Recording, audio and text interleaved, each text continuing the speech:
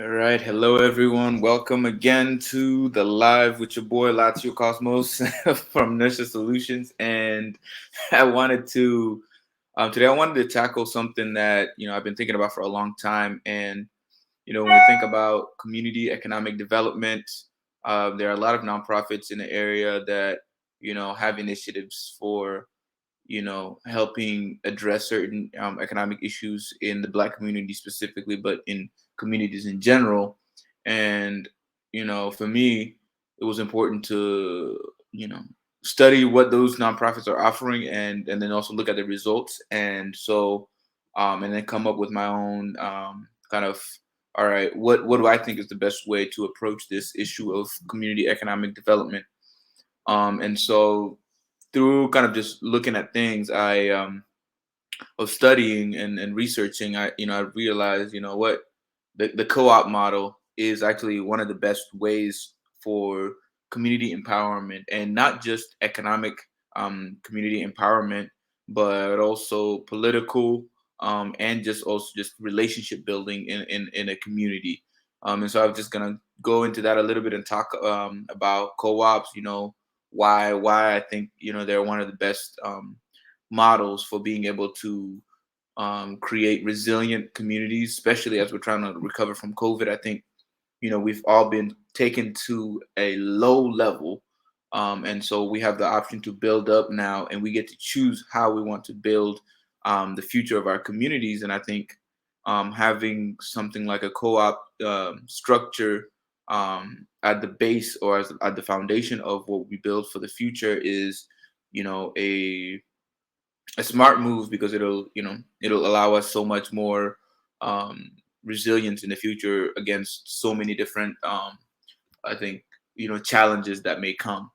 And so that's kind of what we wanted to talk about. And so to understand the co-op structure, and also just kind of go a little bit into the value of co-ops, why are they valuable, and then also eventually, way down the line, we will talk about how going to the specific how tos of building a co-op, and then Nurture Solutions will be in a position to be able to help people walk through that process. And so I just kind of wanted to start it with that. And so, as you can see in the presentation, we're gonna go into the next page. And so, what we're gonna talk about is, through this co-op structure and looking at co-ops, at Nation Solutions, we hope to address three main issues that are plaguing our community, and have stopped us from developing and kind of just growing and thriving. That which is chronic unemployment in terms of gainful employment that helps you develop and grow, and exercise aspects of yourselves that makes you feel alive, instead of you know um, kind of a dead end, a job that doesn't pay enough, and you have to struggle the entire time, and you don't it's got its own weight to it. So kind of looking at, okay, how can that be solved, and then also the systematic disinvestment or divestment in our communities. As you can see, the infrastructures are run down, and not the services that are provided are not the ones that everybody wants specifically, or it's not curated specifically to what the people in that area need. And then also the community disenfranchisement is, you don't have as much say in your own community, because everybody else owns your community instead of you owning your own community. And so that disenfranchisement makes you pretty powerless. And so how do you shift it now to where you can be in a position of power in your own community to make decisions about the services that are provided, the industries that go on in your own community? And it goes deeper than that, but those are kind of three major areas that we're going to look at to see to how the co-op structure can help help address them. And so, what is a co-op? So they said a co-op is an autonomous association of persons united voluntarily to meet their common economic, social, and cultural needs and aspirations through a jointly owned and democratically controlled enterprise. And that's the definition that the International Cooperative Alliance uses. And I really like it, because it brings together all the necessary parts that are needed for resilient communities and resilient peoples. Because one, it has built-in autonomy. So you have, nobody from the outside can tell you what to do. And so you have the power legally to exercise your will and your vision. Um, and second, then, and which is really, really, the most important part of the co-op is the relationship building. And so, and the trust building, which, the only way it runs well is if people are able to come to a table and make decisions that are for their own best interest. And so, we all have to grow in that aspects. We're not all perfect, but so it's important to have a mechanism that allows us to, all right, how do we focus on building our relationships, and having trust with one another to be able to run businesses. And the last part of it, is also like, it's that it's driven by what you desire, what your community and the people that are in your community decide is important.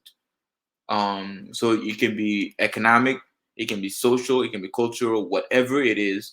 You get your group of people together to decide we're going to address this issue in our culture or in our social environment or in our economic, you know, um, environment as well. So it's looking at what can we do to solve an issue collectively, and that's also tied in to it. And my favorite part of it, which in terms of how the co-op structure and how it works and the relationship building and all of that, is the democratically controlled aspect of it, where people you have to come to the table together and make decisions for your own interests, which means that you have to understand your own interests first before you can make decisions on them. And so I think it forces us to all look at our environment critically, and look at, okay, what is it that I need and how can I get it?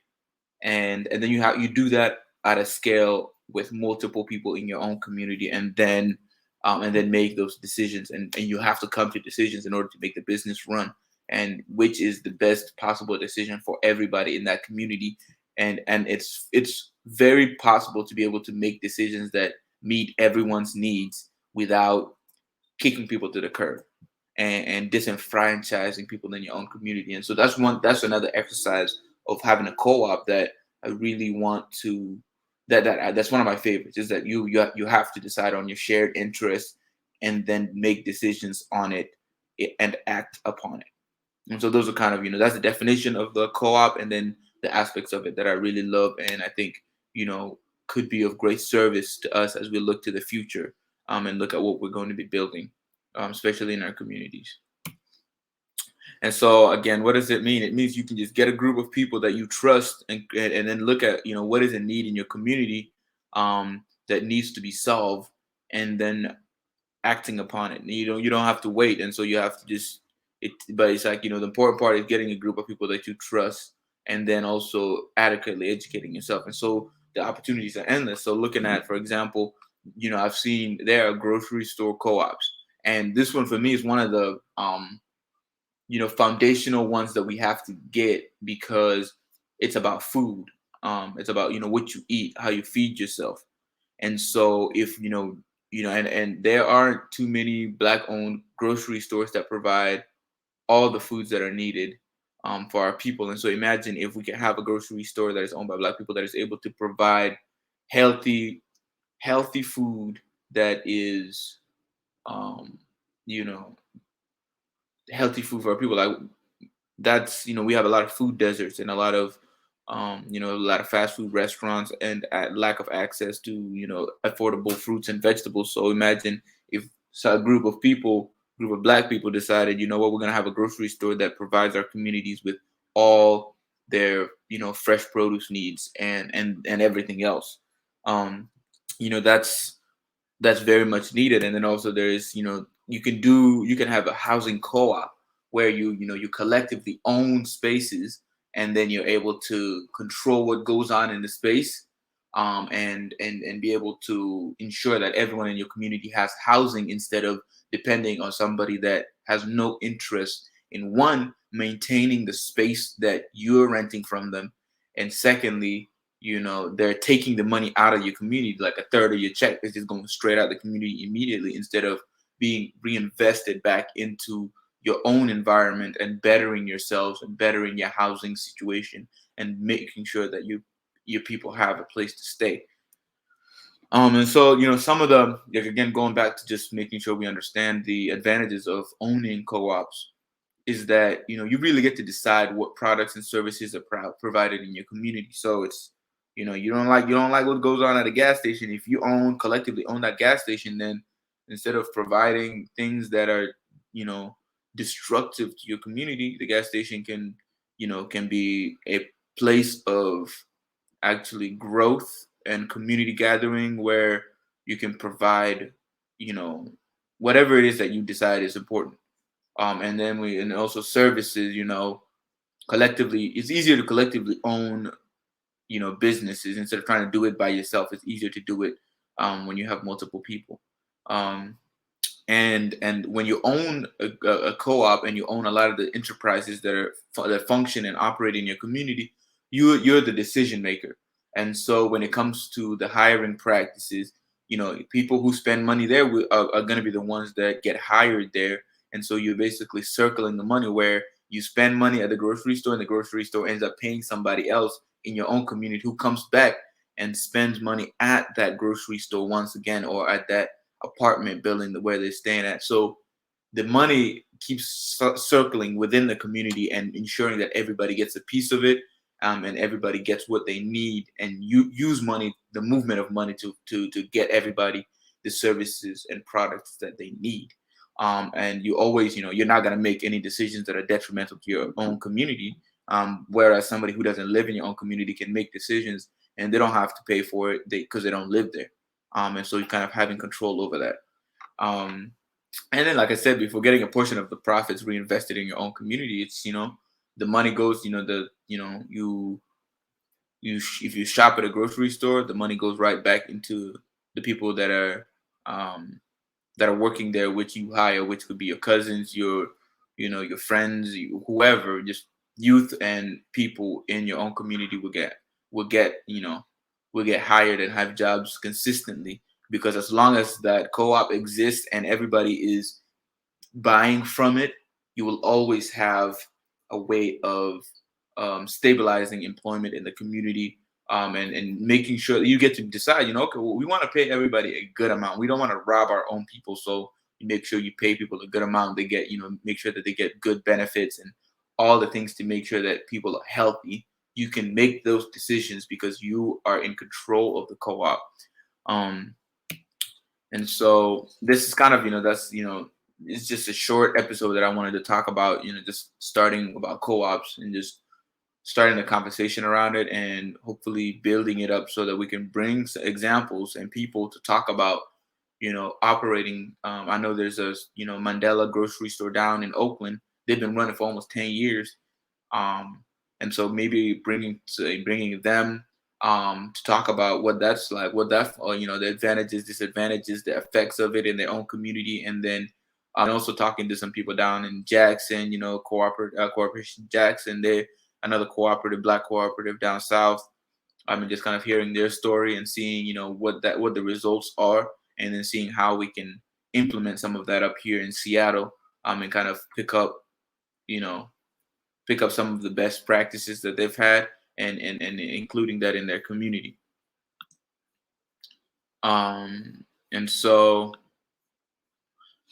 yeah, just, it's a short episode. I know I jam packed it with a lot of information, but I just wanted to get this information out there and start the conversation immediately so that we can, but next time be able to pick up at a higher level. And I encourage everyone to go research co-ops, beyond just we will go into greater details in following episodes, but um, and go research some co-ops, maybe some co-ops in Seattle that you can understand. Like, I know the co-op store down in Capitol Hill is a co-op that functions for that community, and so we can look at what that looks like, and then also looking at the specific. We will end up looking at the specific structures of co-ops.